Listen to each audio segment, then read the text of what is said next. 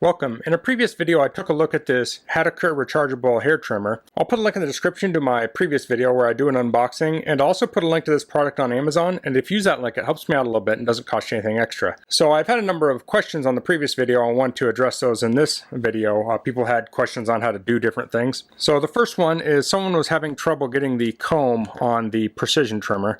So on the very back here there's a small width comb, and we have this trimmer here.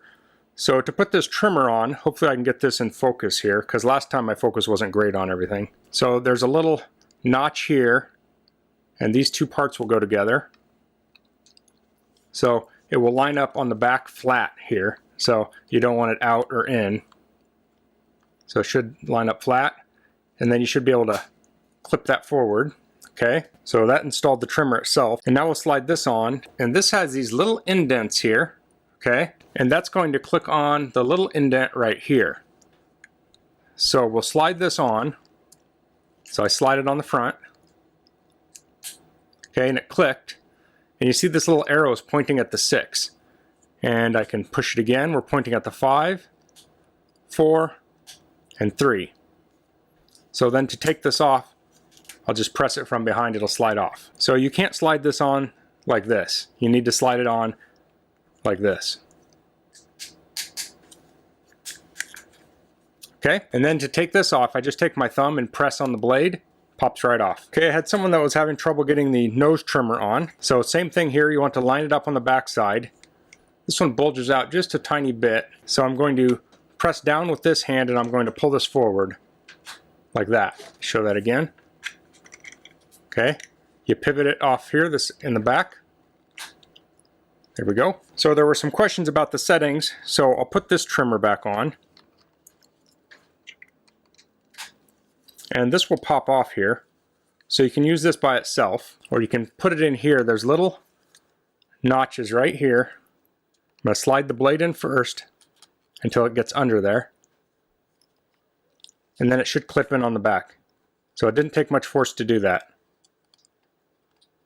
Like if you have it up too high, that's not going to work. You need to put the front in first and clip it on the back. And this has 1 through 10 millimeters. And then here we have 15. So that clips in the same way. You want to slide it in the front there and clip it in the back. So there's a tiny gap here between the blade and the plastic here. It's probably a ½ millimeter or maybe a millimeter, I don't know. And we have the 12 millimeter. Okay, you can press this, but it might be easier to take your thumb like that and pull it off. This is the 9 millimeter. And of course we have the smaller one there. So I haven't put this one on yet. This would go on the same way. Line it up on the back. Press it forward. So this trimmer has the ability to adjust, to do more precise adjustment. So you can use this switch. Hopefully that's coming through on the camera. It's moving that blade forward and back a little bit. So this doesn't do anything on any of the other blades as far as I know. Then we have the shaver attachment. It goes on the same way. There we go. So I had a question if this would shave smooth enough that you don't need to use a razor with it afterwards.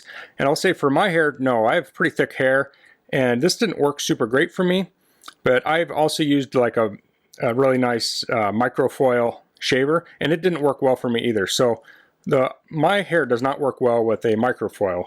If your hair does work well with microfoils, I'm guessing this would work pretty good for you. But I'll have a little roughness left over if I use this to do like a final shave. So I think that's more dependent on your hair than the cutter itself. And then finally, if you want to lock it, you just hold that down. Locks. There we go. Hold it down again, it will unlock. So that's good if you're going to put it in a suitcase or something, you don't want it turning on your luggage. The last thing I want to cover is blade oil, and it came with a little bottle of blade oil. And you unscrew this here, and you would cut the top off to release it. I already had a bottle that I'm almost done with, so I'm going to finish this off. But when I take the oil, I just put it on the blade here. It is getting kind of low. And then I'll turn it on to work it in. And then typically I'll take like a paper towel and I'll wipe off any excess before I use it. So it's good to keep your blades oiled. And this is typically just mineral oil. So you can buy a big bottle of mineral oil. You can buy the stuff made for clippers. It's pretty much the same thing. So that's all for this video. If you do have any other questions, please leave them in the comments. If you like this video, please click like. If you haven't subscribed to my channel, I'd appreciate it if you could do that. And thanks for watching. Until next time, goodbye.